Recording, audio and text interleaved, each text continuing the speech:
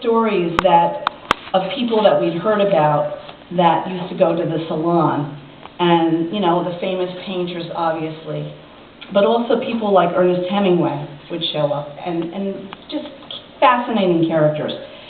And in fact, she was, you know, a lesbian living in Paris with her lover, and Jewish, and she survived. So it was kind of an odd situation she had.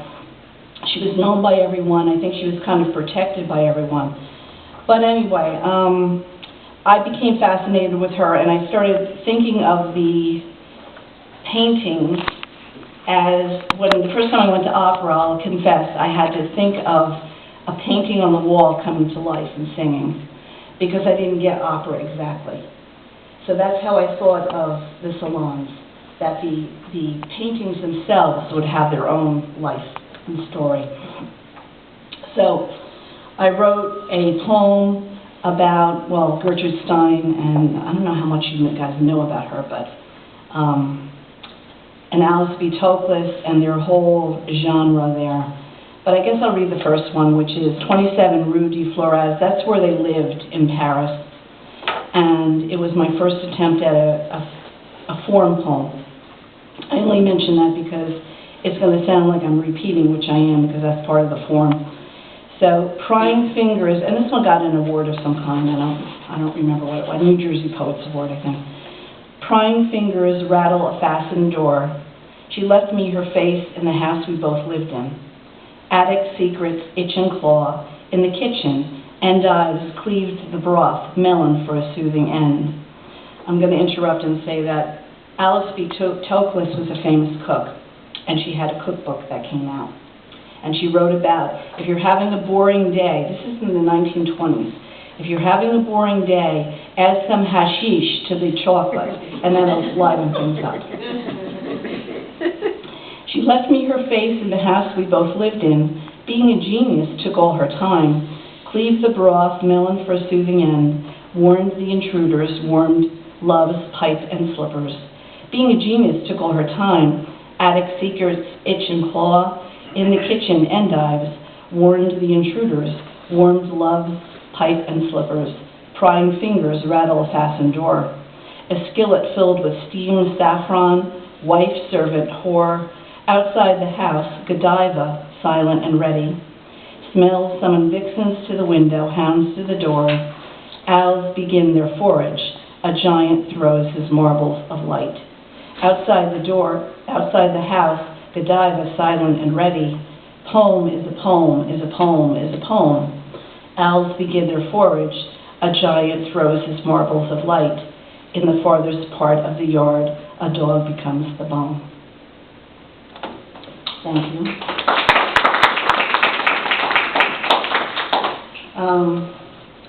I'm going to go into Venice, and I want to mention how I'm going to do another pantoum, because now you have the idea how it goes. Peggy Guggenheim suffered greatly because of the fact that she had money, and she was Jewish, and she was living in Italy and Venice when people weren't thinking too highly because of fascist Italy, you know. But she saved not only the art world, but she also saved many, many people from being killed because of Nazi Germany. She was quite a heroine and never took credit for that. She just underplayed it. And people think of her as this eccentric, rich woman who didn't do very much, but she was really a hero.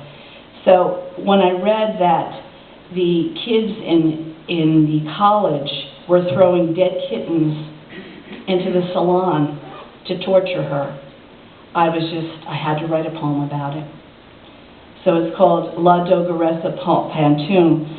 They called her the La Dogaressa, which means like the wife of a doge, you know, but she also was an ugly woman.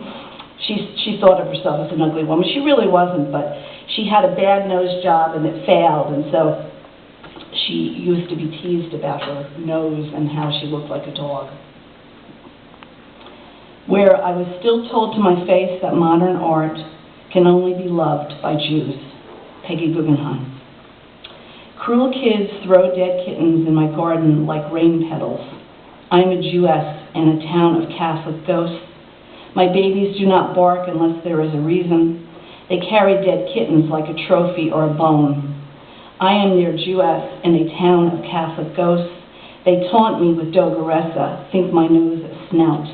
They carry dead kittens like a trophy or a bone. Every night in Venice, I go to sleep alone.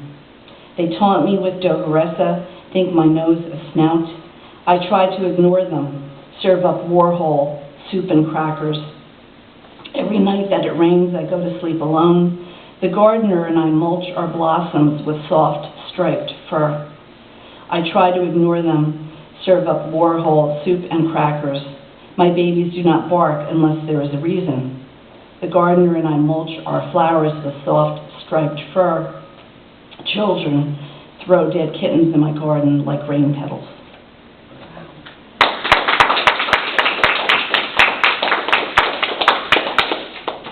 Okay, so the only one I've missed is I missed the ones about Bloomsbury's, and I'm just going to read one so you have an idea. Of course, everybody knows about Virginia Woolf, and her sister was the famous painter, Vanessa Bell, and she was the easier sister, I think, to like. She had children, Virginia did not. There's a whole stuff that went on in that place. They were very much into